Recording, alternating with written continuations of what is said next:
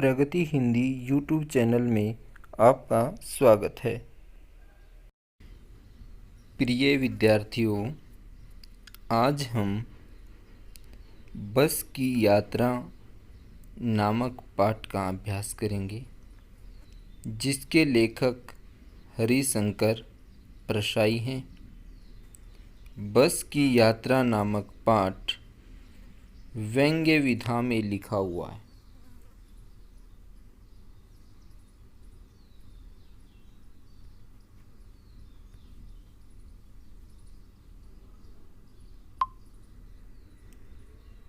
व्यंग्य एक विधा होती है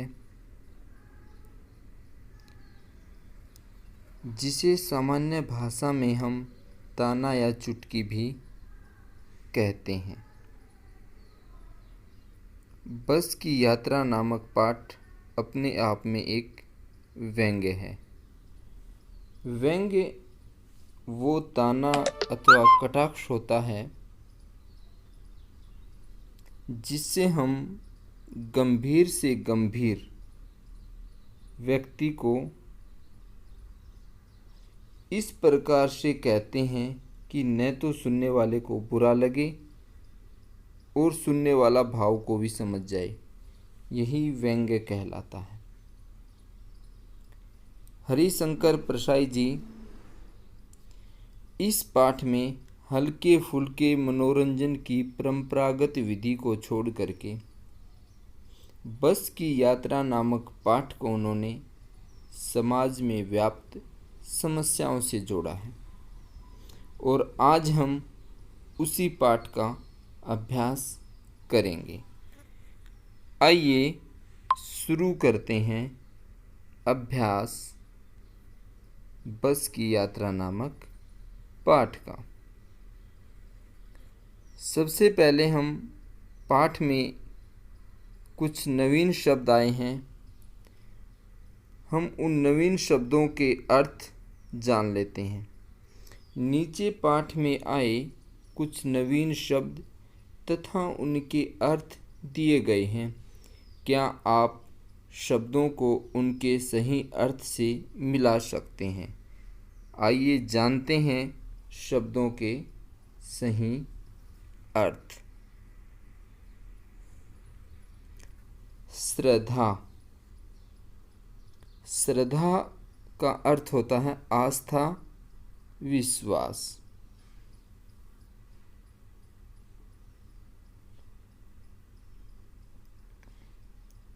वयोवृद्ध। वयोवृद्ध इसका अर्थ होगा सबसे अधिक उम्र वाला। हिस्सेदार। हिस्सेदार का अर्थ होगा अंशधारी। रंक। रंक का अर्थ होगा गरीब। आपने सुना होगा राजा रंक। सविनय अर्थात विनय पूर्वक। अवज्ञा आज्ञा न मानना। असहयोग अर्थात सहयोग न करना। प्राणांत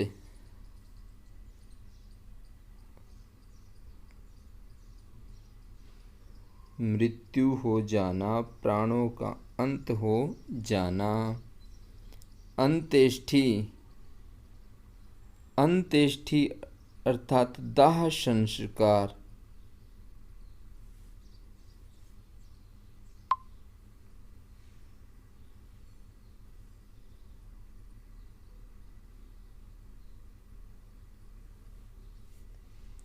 उत्सर्ग,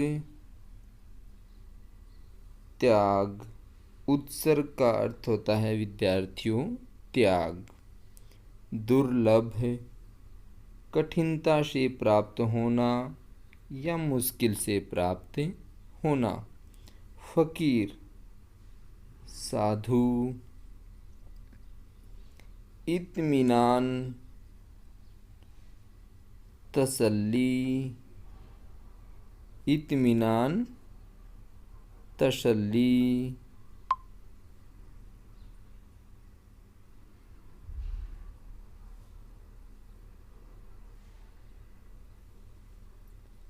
प्रयाण, प्रस्थान। क्रांतिकारी, क्रांति करने वाला।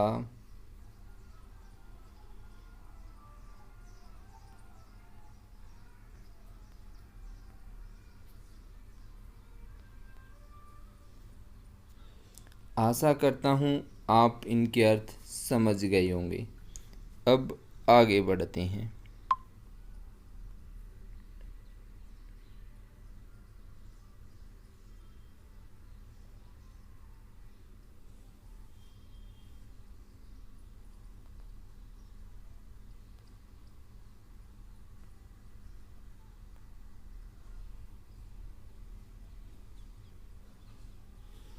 बस पूजा के योग्य थी, उस मौके पर कैसे सवार हुआ जा सकता है? आपके विचार से लेखक ने ऐसा क्यों कहा होगा? प्रिय विद्यार्थियों, आप जानते हैं कि बस बहुत ही खस्ता हालत में थी।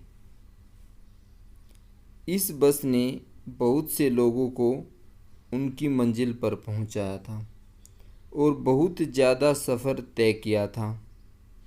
बस की हालत बहुत ख़राब हो चुकी थी, इसलिए वह बस पूजा के योग्य थी। और एक बूढ़ी और पुरानी बस के ऊपर सवार होने के बारे में फिर कैसे सोचा जा सकता था? इसलिए लेखक ने यह कहा कि बस पूजा के योग्य थी। एक बार फिर सुने। बस की हालत बहुत खस्ता हो चुकी थी।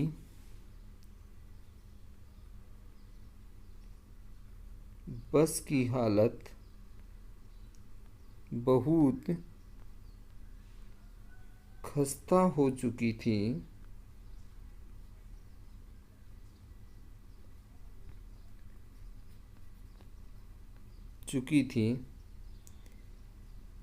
इसलिए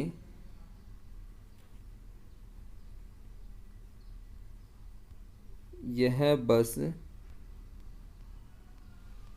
अब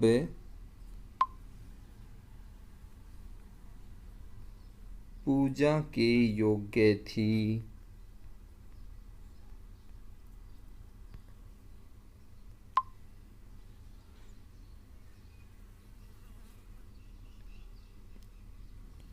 और इस बूढ़ी बस पर लेखक सवार होने की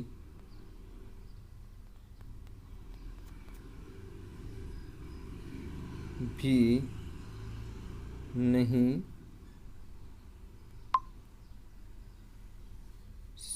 सोच सकता था।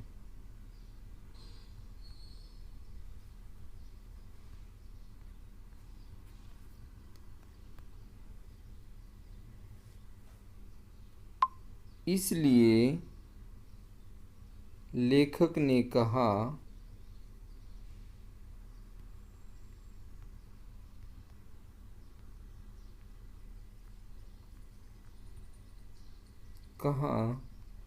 बस पूजा के योग्य थी।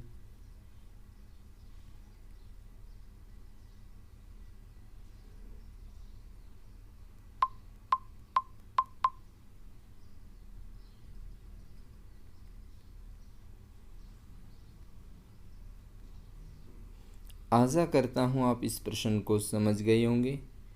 प्रश्न को नोटबुक में लिखने के लिए बार बार आवाज़ को सुनिए, फिर लिखिए। अब बढ़ते हैं प्रश्न नंबर 2 की तरफ। आना जाना तो लगा ही रहता है, आया है सो जाएगा, राजा रंक फकीर। आदमी को कुछ करने के लिए एक निमित्त चाहिए। बिल्कुल। उपरोक्त पंक्तियों को पढ़कर नीचे लिखे प्रश्नों के उत्तर दीजिए। प्रश्न नंबर 2 का भाग, आना जाना तो लगा ही रहता है, इस वाक्य से लेखक का क्या आशय रहा होगा?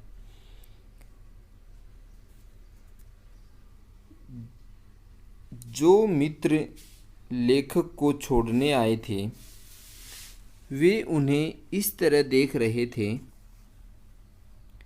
कि मानो अंतिम विदा कर रहे हों।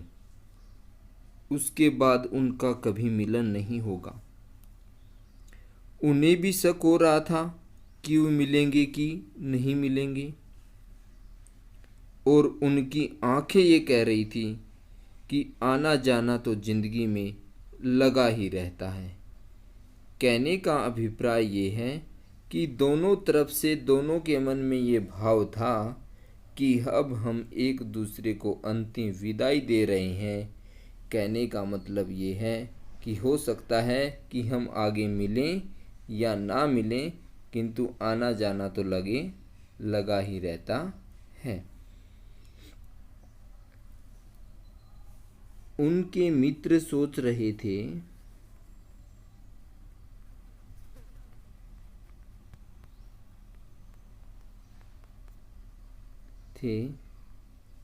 कि वे उन्हें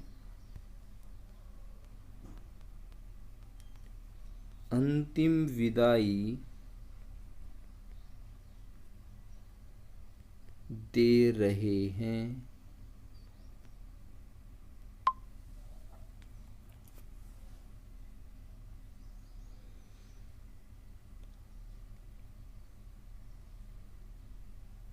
क्योंकि उनकी आंखें ऐसा कह रही थी।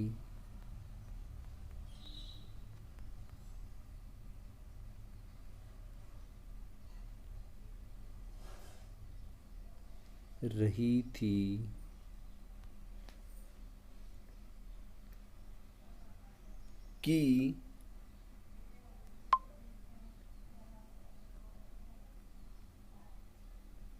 जिंदगी में लोगों का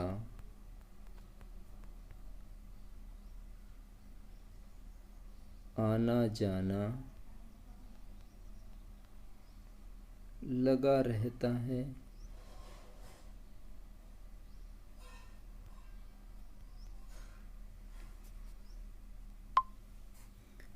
अब आप इस प्रश्न को समझ गए होंगे। अब हम इसके अगले भाग की तरफ बढ़ते हैं। आदमी को कूच करने के लिए एक निमित्त चाहिए। बस की यात्रा पाठ के संदर्भ में इसका अर्थ स्पष्ट कीजिए।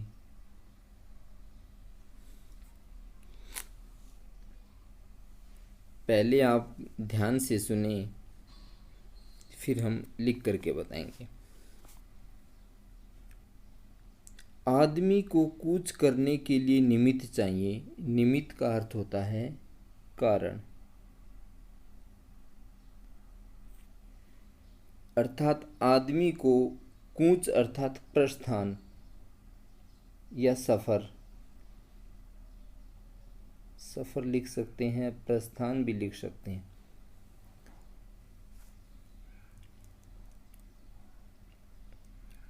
प्रिय विद्यार्थियों, जब लेखक और उसके मित्र सफ़र कर रहे थे और उनके मित्र उनको छोड़ने के लिए वहाँ पे आते हैं, तब उनको आपस में ऐसा लगता है कि शायद उनका ये अंतिम मिलन हो। लेखक के मित्र जो छोड़ने आए थे वो भी यही सोच रहे थे, और इधर लेखक भी उनकी आंखों में देख करके ऐसा ही महसूस कर रहा था। किंतु अब उनके मन में एक भाव था कि आया है सो जाएगा राजा रंक फकीर। अर्थात चाहे कोई गरीब व्यक्ति हो चाहे कोई अमीर व्यक्ति हो, जो आया है वह जरूर जाएगा, किंतु व्यक्ति को, आदमी को कूच करने के लिए, सफ़र करने के लिए केवल एक कारण चाहिए। अब हम लिख करके बताते हैं, जो आया है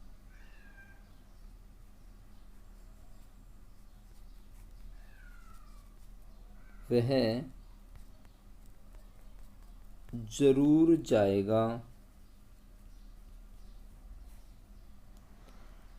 चाहे राजा हो या रंक। रंक अर्थात गरीब, क्योंकि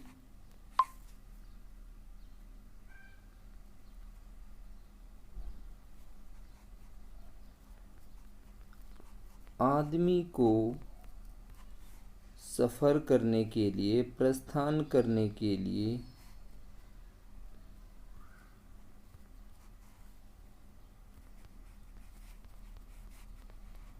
कारण चाहिए।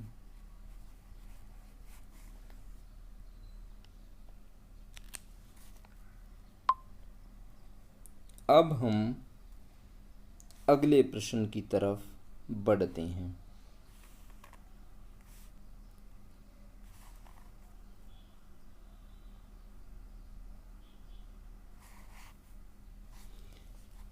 इंजन सचमुच स्टार्ट हो गया, लेखक ने बस के बारे में ऐसा क्यों कहा होगा?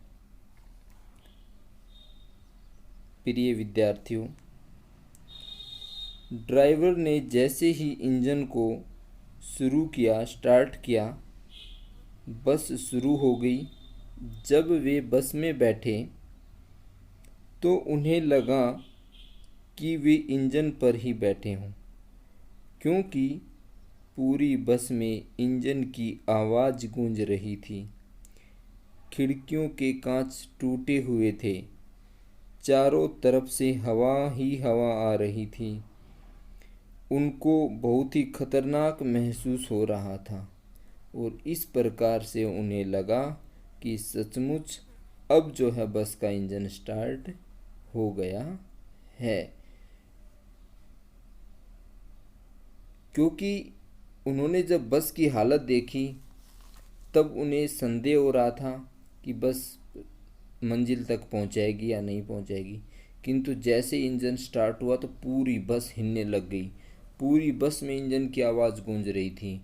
लेखक और उसके मित्रों को ऐसा लग रहा था शायद बस का इंजन उनकी सीट के ही नीचे हो, और इसलिए लेखक ने ऐसा कहा कि अब सचमुच इंजन स्टार्ट हो गया है। आशा करता हूँ कि आप इस प्रश्न को समझ गए होंगे। अब आपको थोड़ा लिख के और बता देते।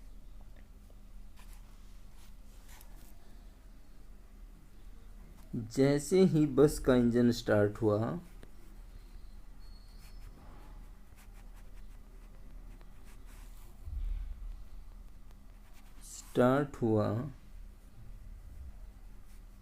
पूरी बस हिलने लगी। पूरी बस में इंजन की आवाज़ गूंजने लगी।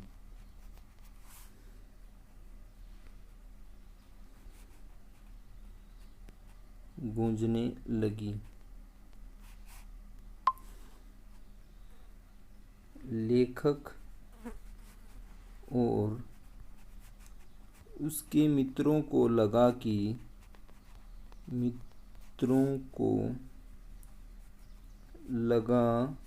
कि इंजन उनकी सीट के ही नीचे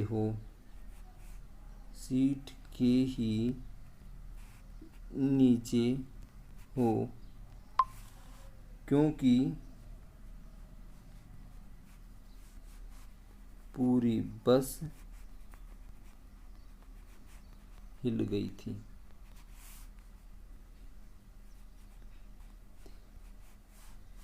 इसलिए लेखक ने ऐसा कहा कि सचमुच अब इंजन स्टार्ट हो गया है। अब आप इस प्रश्न को समझ गए होंगे। प्रश्न को ध्यान से लिखने के लिए नोटबुक में बार बार प्रश्न को सुनें और नोटबुक में लिखें। प्रश्न 4,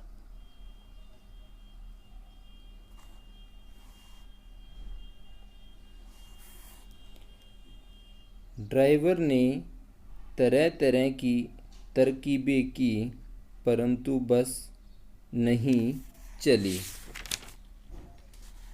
सविनय अवज्ञा आंदोलन शुरू हो गया। इस वाक्य को पढ़कर इस आंदोलन के बारे में पता करें व इसके बारे में लिखें। ये किसने कब किस लिए शुरू किया? ड्राइवर ने तरह तरह की तरकीबें की परंतु बस नहीं चली। सविनय अवज्ञा आंदोलन शुरू हो गया। लेखक ये कहना चाह रहा है कि इस वाक्य को पढ़ कर के इस आंदोलन के बारे में पता करें कि सविनय अवज्ञा आंदोलन क्या था। प्रिय विद्यार्थियों, सविनय अवज्ञा आंदोलन हमारे भारत के बहुत ही महान व्यक्ति जिन्होंने देश की आज़ादी में बहुत ही महत्वपूर्ण योगदान दिया वो थे महात्मा गांधी जी। महात्मा गांधी जी ने 12 मार्च 1930 में ये आंदोलन शुरू किया था और दांडी यात्रा से शुरू किया था। दांडी यात्रा से 12 मार्च 1930 को शुरू किया था दांडी यात्रा से। शुरू किसने किया? महात्मा गांधी ने।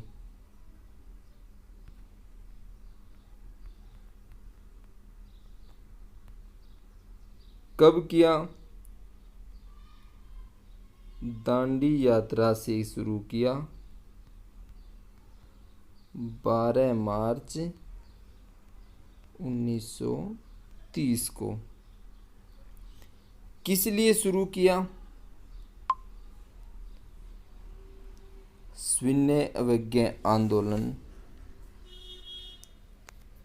अंग्रेजी सरकार द्वारा लगाए गए नमक कर के विरोध में शुरू किया गया था दांडी यात्रा से।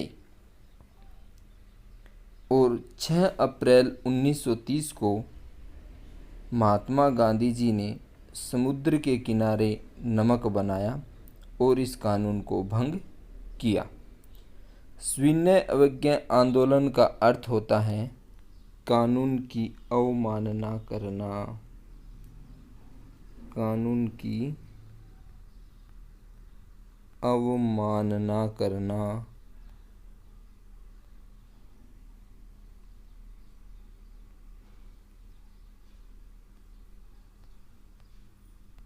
क्योंकि महात्मा गांधी ने अंग्रेज़ों के द्वारा बनाए गए नमक कर का विरोध किया था और उसी के विरोध में दांडी यात्रा शुरू की और दांडी यात्रा शुरू करके समुद्र के किनारे आकर के अपने हाथ से नमक बनाया, उनके कानून की अवमानना की और जो है भारतीयों को इस कर का विरोध करने के लिए प्रेरित किया और बहुत से भारतीय उस आंदोलन में शामिल हुए हमारे राष्ट्रपिता महात्मा गांधी जी के साथ में।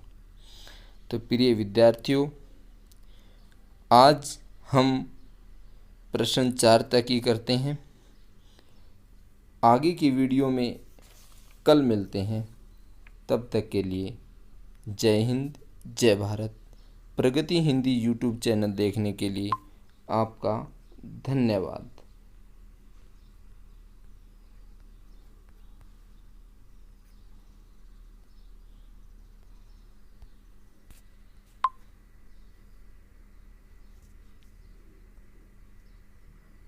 प्रगति हिंदी यूट्यूब चैनल देखने के लिए आपका धन्यवाद।